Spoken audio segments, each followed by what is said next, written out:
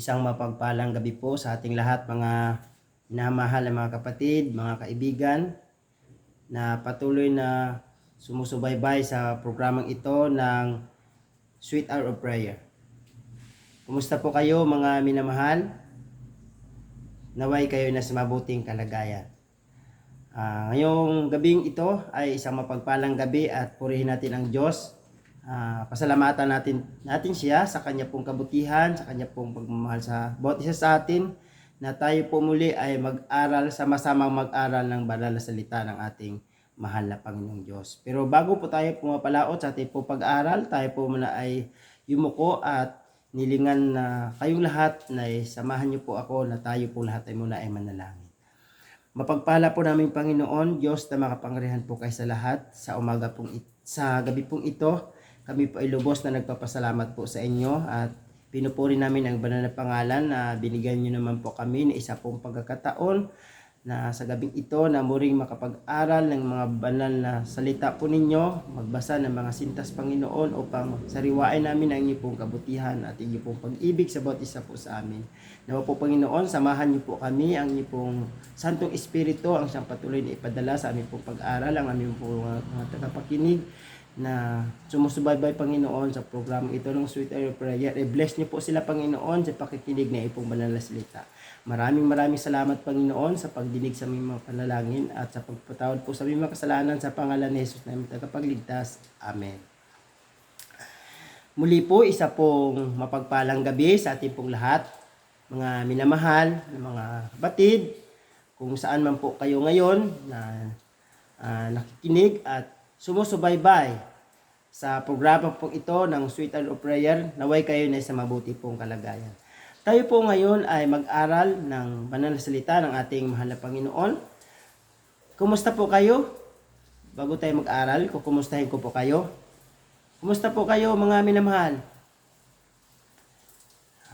Nawa ay napakabuti ng Diyos sa bawat isa po sa atin. Ayun po ang ating pong pag-aaral ay may pamagat na Before It's Too Late. Sa Tagalog po ay bago mahuli ang lahat.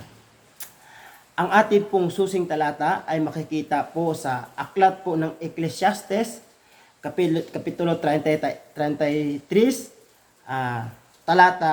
magsimula po tayo sa talatang 7 hanggang 9.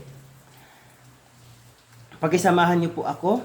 Kunin niyo po ang inyong po mga Biblia, kung ito man po ay nasa electronic, nasa cellphone, o ating mga hard copy na Biblia. Samahan niyo po ako mga minamahal mga kapatid. Kunin natin ito at sabay-sabay po natin itong basahin. Ang ating uulitin ko po, ang ating pong susing talata, makikita po sa Ezekiel. Ezekiel, Kapitulo 33, magsisimula po tayo sa talatang 7 hanggang 9. Nakita niyo na po pa mga minamahal? Kung nakita niyo na po ang talata, sabihin niyo po amen. Ang sabi po dito, kaya't ikaw, anak ng tao, inilagay kitang bantay sa sambahayan ni Israel. Tuwing marinig mo ang salita mula sa aking bibig, bigyan mo sila ng babala mula sa akin. Sa talatang 8, patuloy po tayo mga minamahal mga kapatid, mga kaibigan.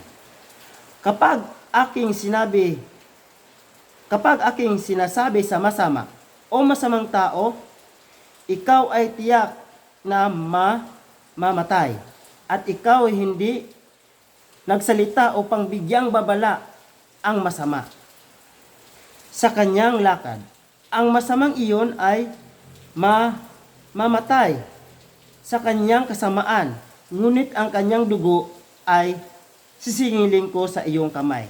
Huling talata, talatang 9. Ngunit kung iyong bigyan ng babala ang masama upang tumalikod sa kanyang lakad, at hindi siya tumalikod sa kanyang lakad, mamatay siya sa kanyang kasamaan, ngunit ililigtas mo ang iyong buhay. Ano po ang pinaka punto ng ating pong mensahe sa gabi pong ito ng ating pong pag-aral, mga minamahal. Tayo pong mga lingkod ng ating mahal na Diyos. Tayo po ay may mabigat o tayo po ay mayroon pong mabigat na tungkulin para po bigyang babala ang mga taong gumagawa ng masama. Ano po dito ang sabi sa talatang 8? Balikan po natin ang talatang 8. Ang sabi dito, kapag aking sinabi sa masama o masamang tao, ikaw ay tiyak na mamamatay at ikaw ay hindi nagsalita upang bigyang babala. Alam niyo po, lahat po tayo ay mamamatay. Taas po ang kamay dito na hindi po mamamatay. Ang sabi sa ating po pag-aaral, yung mga tao po palang nagpatuloy sa gumagawa ng kasamaan, no? Na hindi po sila tumalikod sa gawaing kasamaan. Ang sabi po dito ay, kailangan pala ang mga taong ito ay bigyan natin sila ng babala, mga minamahal, mga kapatid, na layuan na nila ang paggawa ng kasamaan. Kasi, ang sabi dito, ang mga taong ito, sila ay mamamatay. Pero sila ay nanatili sa kasamaan. Sabi dito, no? Kaya pala, tayo palang mga lingkod ng Diyos na nakakalam ng katotohanan, lalo na sa ating mga Seventh-day Adventist church member, mga member po ng Adventista. Yung mga tao, halimbawa po, yung ating mga kamag-anak, no, yung ating mga kaibigan, yung ating mga malapit sa atin, mga mahal sa buhay natin, lalo na yung ating mga kapitbahay. Kapag nakikita po natin ang kanila po mga buhay na patuloy sila na gumagawa ng kasamaan, tayo yung gagamitin ng ating Panginoong Diyos na instrumento para bigyan po sila ng babala, bigyan po sila ng paalala na layuan na po nila o talikuran na po nila ang gawaing kasamaan. Sabi po dito, no? Upang bigyan babala ang masama sa kanyang lakad, ang masamang iyon ay mamamatay sa kanyang kasamaan. Ngunit ang kanyang dugo ay sisingilin ko sa iyong kamay. Malungkot po, mga minamahal, mga kaibigan, na itong mga tao palang ito ay sila ay mamamatay. Tapos hindi tayo gumawa ng aksyon kung paano po sila abutin, paano sila bigyan ng babala, paano sila bigyan ng paalala bilang mahal natin sila. Dahil ang Diyos, di ba sabi ng ating Panginoong Diyos, wala siyang kasiyahan sa mga taong namamatay na mga masasama. Po. Kaya po, mga minamahal, mga kapatid, mga kaibigan, hindi pa po huli ang lahat. Sa kasaysayan po ng ating mundo, lalo na po sa panahon po ni Noe, bago pa po gunawin ang mundong ito sa panahon ni Noe sa pamagitan ng baha, si Noe at ang kanya pong pamilya, sila po ang ginamit ng ating Panginoon na bilang instrumento sa mga tao na bigyang babala. No, ang mga tao noon, sila ay nagsisikain, nagsisiinom, nagsipag-asawa. Patuloy na dumami ang mga tao noon sa panahon ni Noe.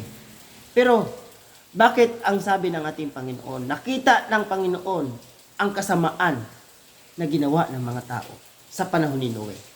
Kaya ang sabi ng ating Panginoon, gugunawin ko ang mundong ito sa pamamagitan po ng baha.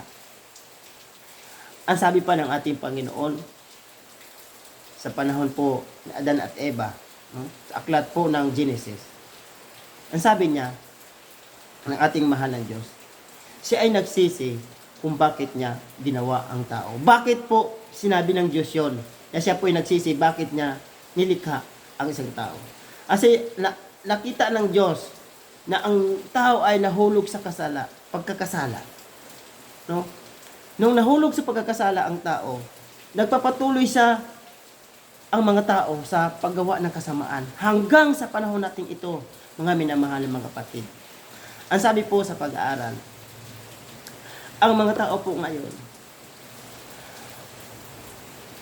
ang karamihan sa mga tao, ang kalagayan ng tao ngayon po mga minamahal, dalawa po ang tao po ngayon sa ating pong, sa mundo po ngayon.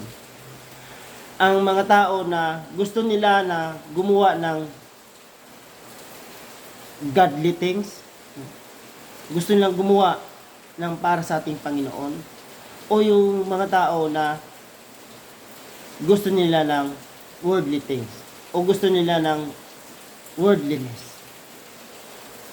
Alam niyo po, mga minamahal, mga kapatid, mga kaibigan, tayo po ang gagamitin ng ating Panginoon sa huling kapanahonan ito na bigyang babala ang mga tao na nagpatuloy na gumawa ng kasamaan. Nawa po mga minamahal, tanggapin niyo po ba ang hamong ito ng ating mahal na Diyos na bigyan nating paalala ang mga tao na tumalikod na sila sa kanila pong gawaing kasamaan at sila po ay maglingkod sa ating Panginoon at sama-sama tayong maghintay sa ating mahal na Panginoon Diyos sa Kanya pong malapit na pagdating. Pagpalain po tayo ng ating Panginoon sa gabi po ito.